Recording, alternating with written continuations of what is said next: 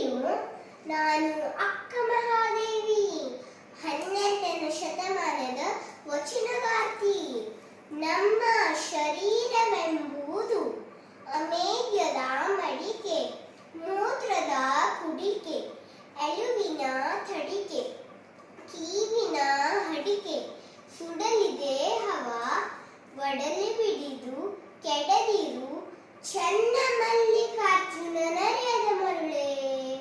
ಜೀವನದಲ್ಲಿ ನಾವು ದೇಹದ ಬಾಹ್ಯ ಸೌಂದರ್ಯದಿಂದ ಅಹಂಕಾರಿಗಳಾಗಿ ಬದುಕುತ್ತೇವೆ.